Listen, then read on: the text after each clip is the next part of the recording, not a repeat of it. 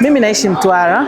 Kwa umri wangu mwanzo nilikuwa nachukia sana kwenye masuala ya kilimo, lakini sasa hivi nimehamasika sana kwa sababu kati ya vitu ambavyo vimenisaidia ni mimi kuingia katika ushirika na kuuza mazao yangu katika mfumo wa stakabadhi ghala.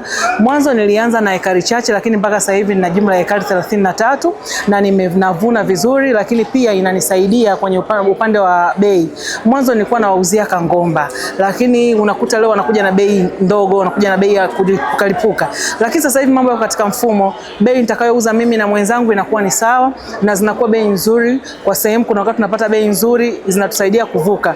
Niseme tu kwa upande wangu mimi nina mafanikio mengi.